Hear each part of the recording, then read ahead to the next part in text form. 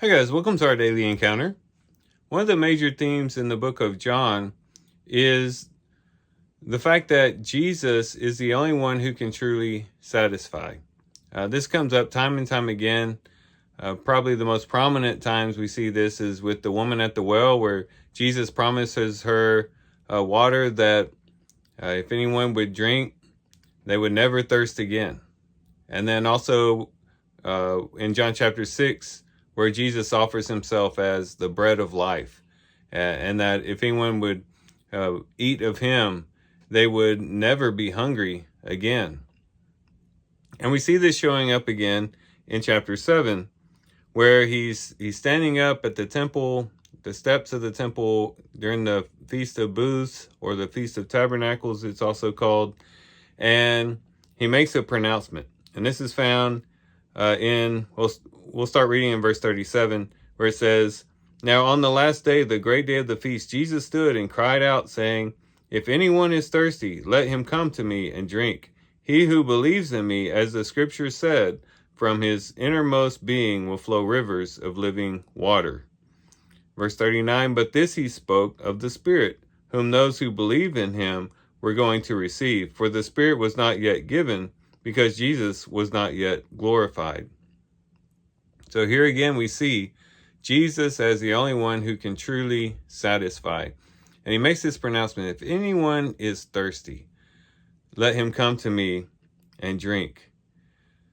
And I think we have to all admit that at some point in our lives, we've all been thirsty. You know, we perhaps have been trying to find satisfaction in the things of this world, maybe in the flesh, maybe in following after sin. And we just realize that none of those things truly and absolutely satisfy.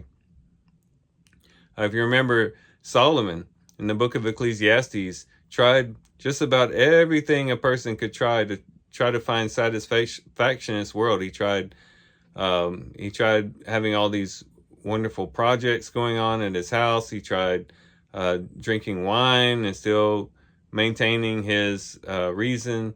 He also had lots of concubines. He had entertainers, singers that would come and sing to him. He had just about everything at his fingertips. He was the most powerful and rich king that ever lived.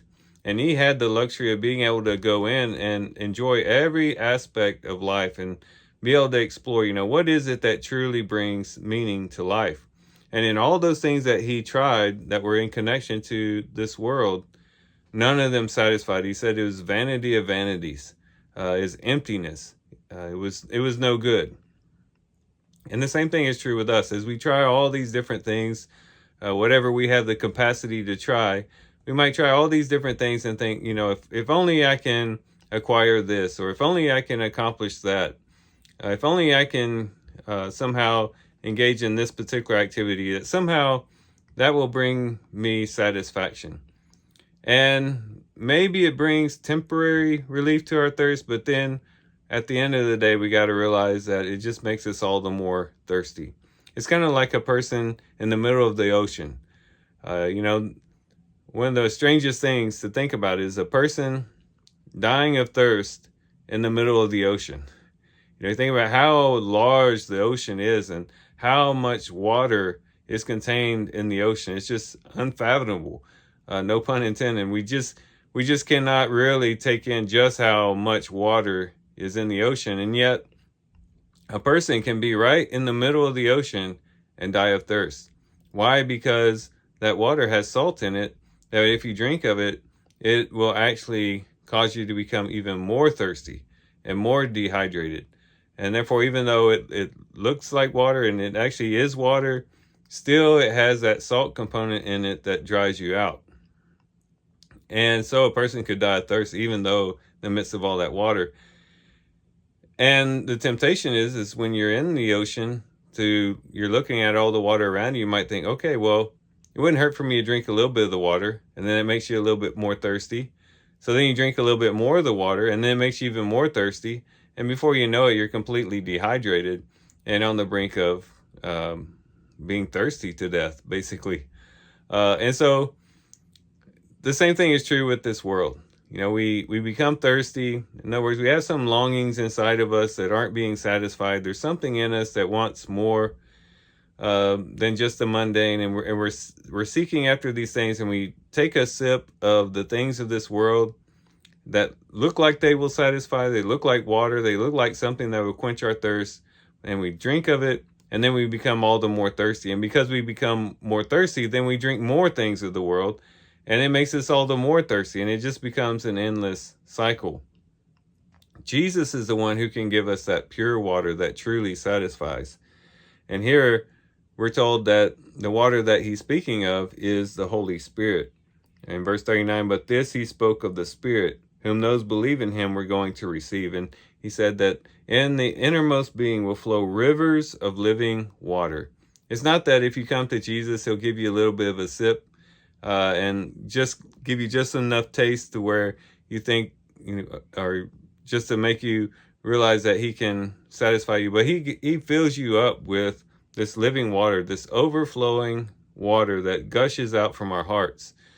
And that's important as well because it comes from the inward parts, which is a lot better than trying to get satisfaction from outside things. Jesus satisfies us where it matters the most, and that is in our very heart, in our innermost being. And so today, as we are engaging in this world, as we're considering, what types of activities we'll engage in, let's not forget to contact Christ today, to abide in him, to commune with him, to read his words and meditate on his words, and really draw close to Christ, because he really is the only one who can satisfy us. He's the only one who can really satisfy the innermost longings of our heart.